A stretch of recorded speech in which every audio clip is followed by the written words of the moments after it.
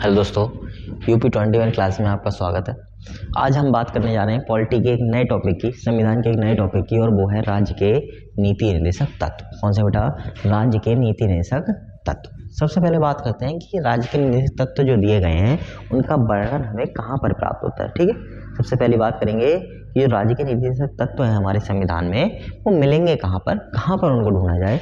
तो उनको ढूंढने के लिए हमें जाना पड़ेगा भाग 4 में। कहाँ पर बेटा? भाग 4 में। यानी इनका वर्णन हमें कहाँ मिलेगा? उस संविधान के भाग 4 में हम लोग को राज्य के नीति निर्देशक तत्व प्राप्त होंगे।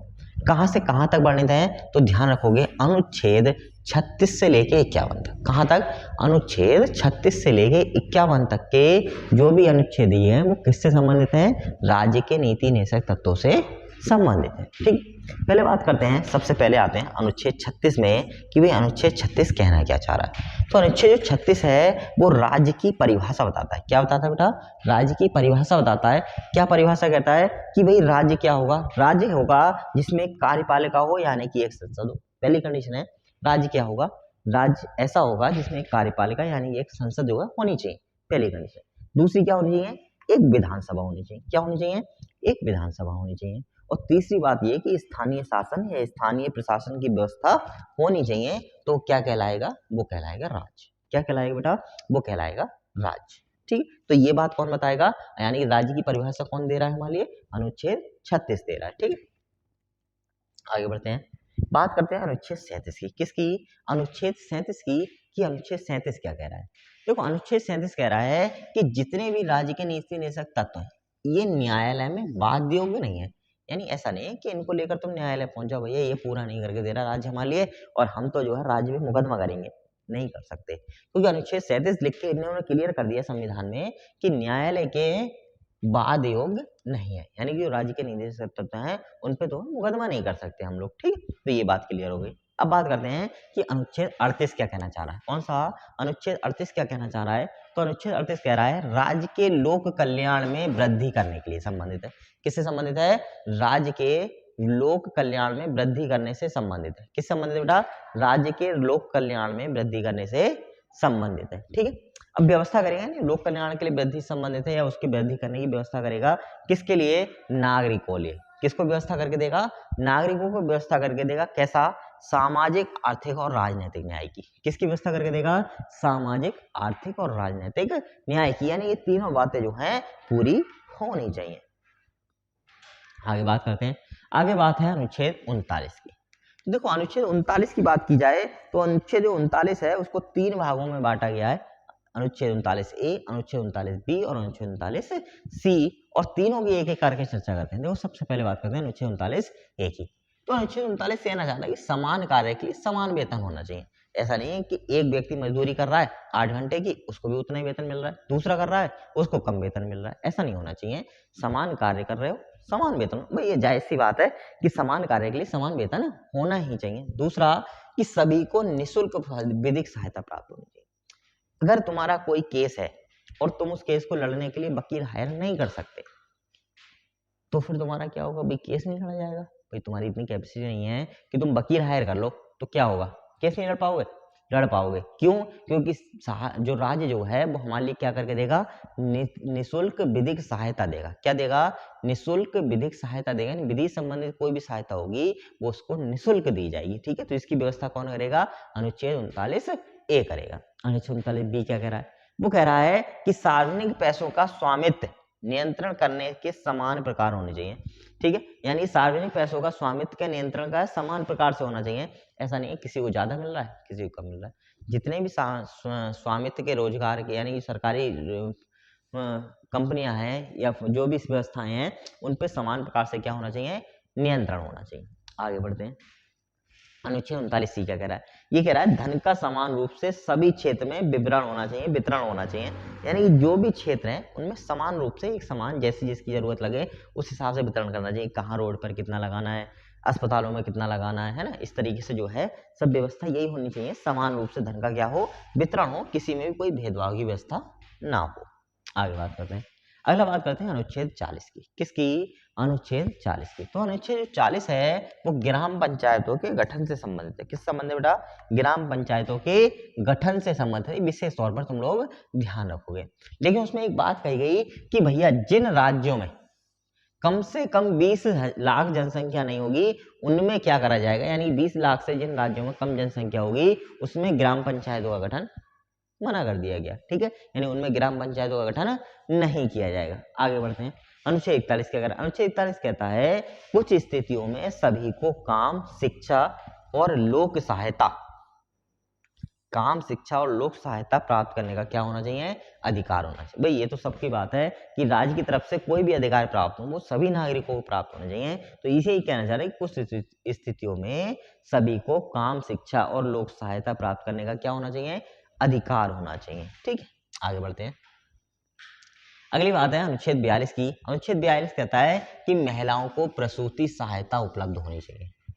यानी जो गर्भवती महिलाएं हैं, जो प्रसूति सहायता होती हैं गर्भवती महिलाओं के लिए, प्रसूतियों के लिए, वो सहायता किसकी व्यवस्था किसको करनी चाहिए?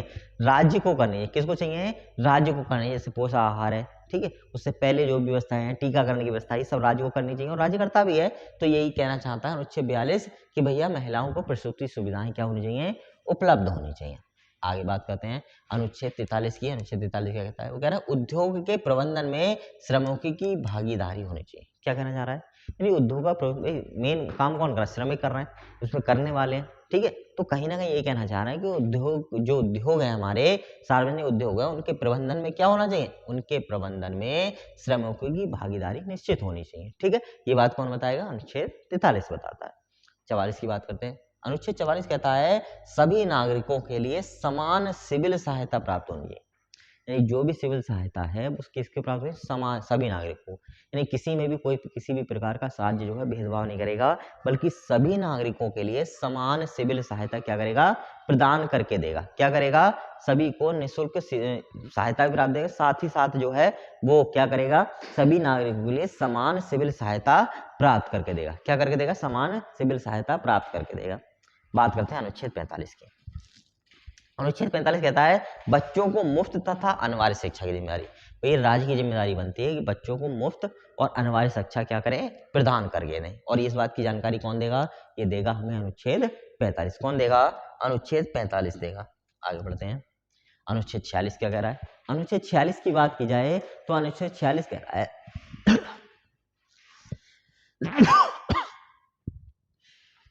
अनुच्छेद 46 कह रहा है अनुसूचित जाति, जनजाति तथा अन्य वर्गों के लिए शिक्षा तथा उनके हितों में वृद्धि करनी चाहिए। यानी अनुसूचित जाति, जनजाति तथा अन्य वर्गों के लिए क्या करनी है? उनके हितों की वृद्धि करनी चाहिए। उनके जो हित बनते हैं राज्य के प्रति, राज्य के जो कर्तव्य हैं, जो उनके हित के लिए सुरक्षित हैं, उनके में क्या करनी चाहिए? वृद्धि करनी चाहिए। आगे बात करते हैं अनुच्छेद 47 की कि भाई अनुच्छेद 47 क्या कहना चाह रहा है? अनुच्छेद 47 की बात करते हैं। पोषण तथा जीवन स्तर को ऊंचा करने के लिए लोक स्वास्थ्य सेवाओं का सृजन। देखो, सरकारी अस्पताल की व्यवस्था कौन करता है भाई? राज्य करता है। कौन करता है? राज्य करता है। उसका मन ना करे, लेकिन नहीं, क्यों? क्योंकि अनुच्छेद 47 दे रखा है। क्या कह रखा है भैया? राज्य की जिम्मेदारी है। क्या जिम्मेदारी है? कि जीवन स्तर को ऊंचा करने के लिए लोक स्वास्थ्य सेवाओं का सृजन करे। यानी कहीं ना कहीं जो है जो स्वास्थ्य सेवाएं हैं उनको अच्छा से अच्छा करे, है ना। देखे होगे नेशनल एम्बुलेंस चलती है, जब जरूरत हो तब कॉल कर दो, एकदम से आ जाती है। तो ये राष्ट्र की जिम्मेदारी बनती है भाई, हम उसके नागरिक हैं, उसके लिए कमा करके दे रहे हैं, उसका टैक्स भर रहे हैं, टैक्स पेयर्स हैं, ठीक है, कर दे रहे हैं उसके लिए, इस बात की कि हम उसके क्षेत्र में रह रहे हैं, तो उसकी भी जिम्मेदारी है कहीं ना कहीं वो हमारे लिए भी कुछ करके दे। और एक जिम्मेदारी उसको बताई गई है अनुच्छेद 47 के द्वारा, क्या? कि भैया लोक सेवाओं का सृजन करो। क्या करो? लोक सेवाओं का सृजन करो जिससे सभी नागरिकों को लाभ हो। ठीक है, तो ये बताइए 47 में। 48 क्या बताता है? 48 बताता है कृषि, पशुपालन, वन संरक्षण तथा वन जीवों की रक्षा। देखो, कृषि में बढ़ावा देना चाहिए, पशुपालन में बढ़ावा देना चाहिए, वनों का संरक्षण करना है, बहुत महत्वपूर्ण बात है भाई, वनों का संरक्षण करना। और जो उस वनों में वन्य जीव पाए जाते हैं उनकी भी क्या रक्षा करनी चाहिए? रक्षा करनी चाहिए। तुम लोग देखना कभी कभी तेंदुआ और शेर निकल आता है जंगल में से, और पूरी जो वन विभाग की टीमें हैं वो लग जाती हैं उसको पकड़ने के लिए। मारी नहीं जाती हैं, इसलिए नहीं मारते हैं जिससे कि उनकी रक्षा हो सके। वैसे भी संख्या जो है इस समय बहुत कम हो रही है वन्य जीवों की लगातार, तो इस बात का भी राज्य क्या कर रहा है? ध्यान रखता है। आगे बात करते हैं अनुच्छेद 49 क्या कहता है? कौन सा? अनुच्छेद 49 क्या कहता है? तो अनुच्छेद 49 जो है वो कहता है राज्य के महत्वपूर्ण स्थानों तथा वस्तुओं का संरक्षण। क्या कहता है? राज्य के महत्वपूर्ण स्थानों तथा वस्तुओं का क्या करना चाहिए? संरक्षण करना चाहिए। किसके लिए करना चाहिए? राज्यों के लिए करना चाहिए। किसके लिए करना चाहिए बेटा?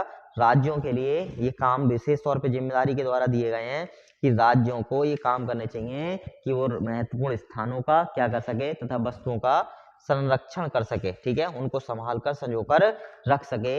ये बात जो है राज्य को सौंपी गई है। आगे बात करते हैं अनुच्छेद 50 क्या कहता है।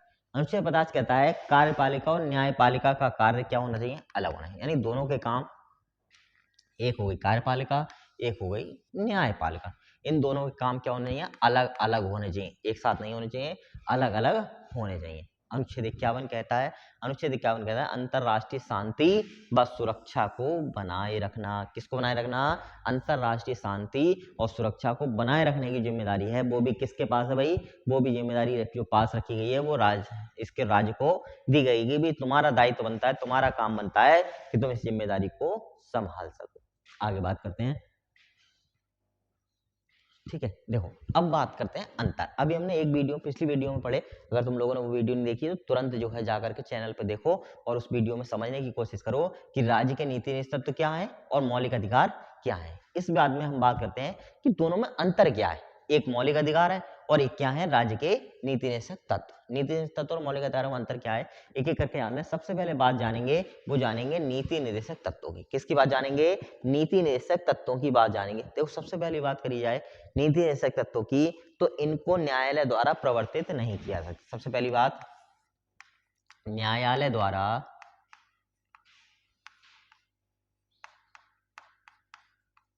प्रवर्तित नहीं किया जा सकता।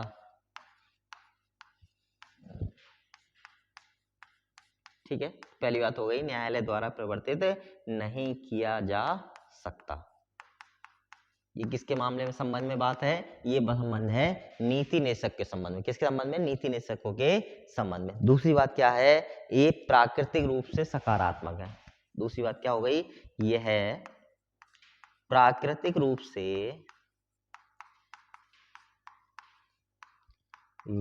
से सकारात्मक है।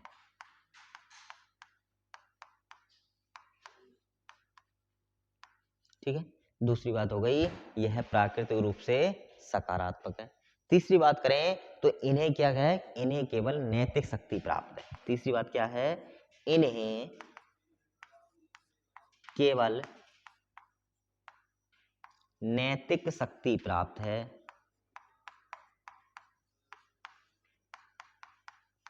नैतिक शक्ति प्राप्त है। ठीक है, एक अंतर ये हो गया कि इन्हें क्या है? केवल नैतिक शक्ति प्राप्त होती है। आगे बात करें तो एक अंतर ये है कि ये जो है इनका उपयोग किसके द्वारा किया जाता है? इनका उपयोग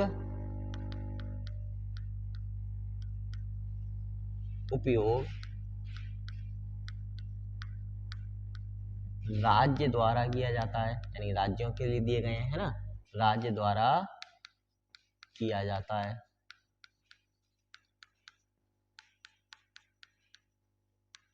ठीक है, तो ये भी बात हो गई कि इनका उपयोग कौन करेगा? इनका उपयोग करेंगे राज्य। अगली बात करें इनका उद्देश्य क्या होता है, तो इनका उद्देश्य जो होता है वो सामाजिक उद्देश्य की बात करें तो इनका उद्देश्य होता है सामाजिक और आर्थिक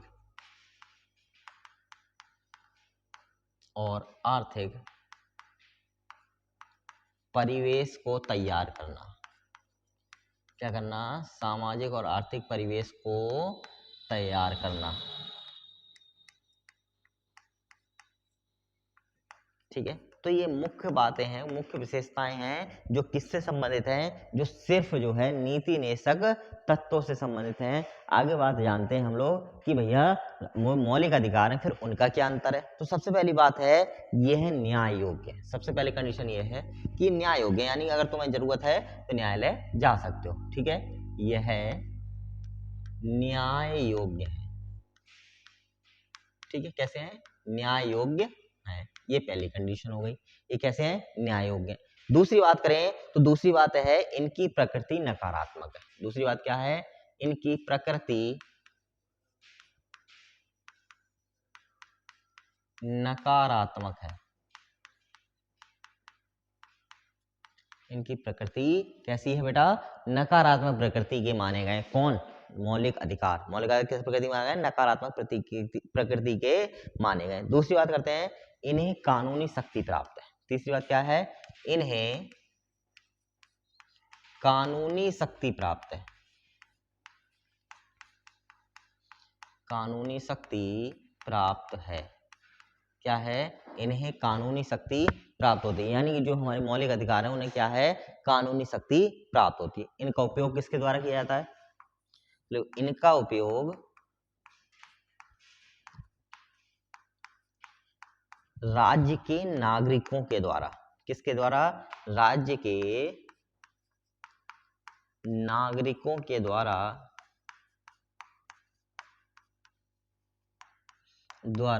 किया जाता है। यानी कौन इसका उपयोग करता है? राज्य के नागरिक जो है इसका उपयोग करते हैं।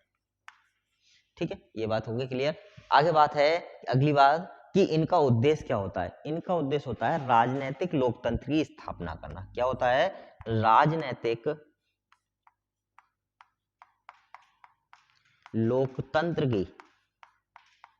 इनका उद्देश्य क्या है बेटा? राजनीतिक लोकतंत्र की स्थापना करना। क्या करना? राजनीतिक लोकतंत्र की स्थापना करना इनका क्या है? उद्देश्य है। ठीक है, तो इन बातों को ध्यान रखोगे। ये 5 प्रकार के उद्देश्य हैं या 5 अंतर हैं जो मौलिक अधिकारों को राज्य के नीति निश्चित तत्वों से क्या करते हैं? अलग करते हैं, भिन्न करते हैं। ठीक है, तो ये वीडियो अगर तुम्हें पसंद आई हो तो लाइक करो और चैनल को सब्सक्राइब जरूर करो, जिससे आगामी वीडियोस तुम लोग को लगातार मिलती रहे, है ना। अगर तुम लोग इसकी पीडीएफ लेना चाहते हो तो इसके लिए हमारा टेलीग्राम चैनल है UP21 क्लासेस नाम से। ठीक है, और उसको जो कर सकते हो वो ज्वाइन कर सकते हो। क्या कर सकते हो? ज्वाइन कर सकते हो। तब तक के लिए धन्यवाद।